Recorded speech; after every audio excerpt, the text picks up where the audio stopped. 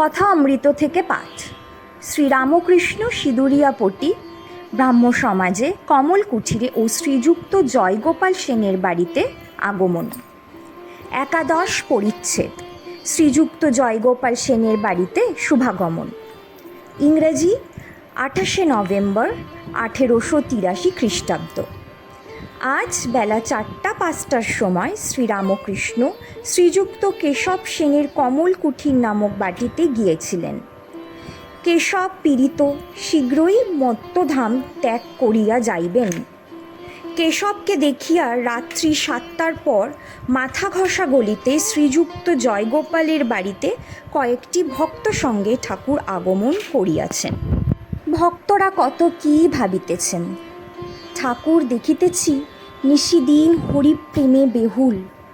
বিবাহ করেছেন, কিন্তু ধর্মপত্নীর সহিত ওই রূপ সংসার করেন নাই। ধর্মপত্নীকে ভক্তি করেন, পূজা করেন, তাহার সহিত কেবল ঈশ্বরীয় কথা কহেন। ঈশ্বরের গান করেন, ঈশ্বরের পূজা করেন, ধ্যান করেন। মায়িক কোনো সম্বন্ধ নাই। ঈশ্বরী বস্তু আর সব অবস্তু। ঠাকুর দেখিতেছেন। টাকা, ধাতুদ্রব্য, ঘটি বাটি স্পর্শ করিতে পারেন না। স্ত্রীলোককে স্পর্শ করিতে পারেন না। স্পর্শ করিলেই শিঙ্গি মাছের কাটা ফোটার মতো সেই স্থান ঝনঝন কনকন করে। টাকা সোনা হাতে দিলে হাত তৈরে যায়, বিকৃত অবস্থা প্রাপ্ত হয়, নিঃশ্বাস রুদ্ধ হয়, অবশেষে ফেলিয়ে দিলে আবার পূর্বের ন্যায় নিঃশ্বাস বহিতে থাকে। ভক্তরা কত কী ভাবিতেছেন। সংসার কি ত্যাগ করিতে হইবে? পড়াশোনা আর করিবার প্রয়োজন কি? যদি বিবাহ না করি, চাকরি তো আর করিতে হইবে না। মা বাপকে কি ত্যাগ করিতে হইবে? আর আমি বিবাহ করিয়াছি, সন্তান হইয়াছে, পরিবার প্রতিপালন করিতে হইবে। আমার কি হইবে? আমারও ইচ্ছা করে নিশিদিন হরিপ্রেমে মগ্ন হইয়া থাকি। শ্রীরামকৃষ্ণকে দেখি আর ভাবি, কি করিতেছি। ইনি রাত দিন তৈলধারার ন্যায় নিরবচ্ছিন্ন ঈশ্বর চিন্তা করিতেছেন, আর আমি রাত দিন বিষয় চিন্তা করিতে ছুটিতেছি। একমাত্র ইহারই দর্শন যেন মেঘাচ্ছন্ন আকাশে এক স্থানে একটু জ্যোতি।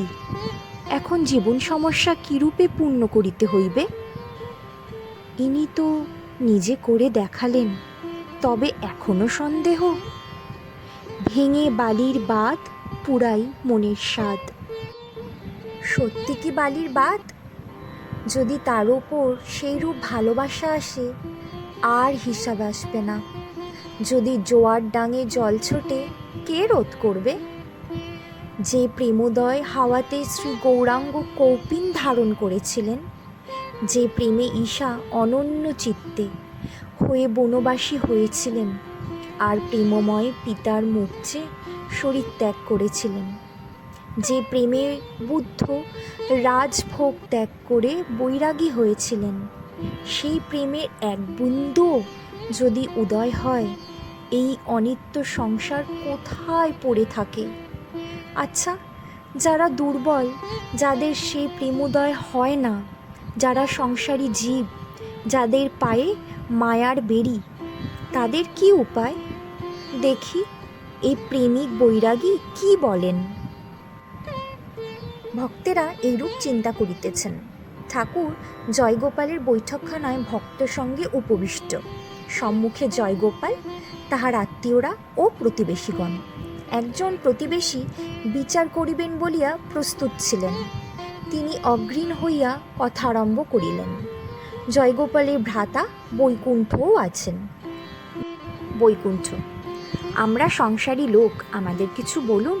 শ্রীরামকৃষ্ণ: তাকে জেনে এক হাতে ঈশ্বরে পাদপদ্মে রেখে আর এক হাতে সংসারে কার্য করো। বৈকুণ্ঠ: মহাশয়, সংসার কি মিথ্যা? শ্রীরামকৃষ্ণ: যতক্ষণ তাকে না জানা যায় ততক্ষণ মিথ্যা। তখন তাকে ভুলে মানুষ আমার আমার করে। মায়ায় বদ্ধ হয়ে কামিনী কাঞ্চনে মগ্ন হয়ে তারা আরও ডুবে যায়। মায়াতে এমনই মানুষ অজ্ঞান হয় যে পালাবার পথ থাকলেও পালাতে পারে না।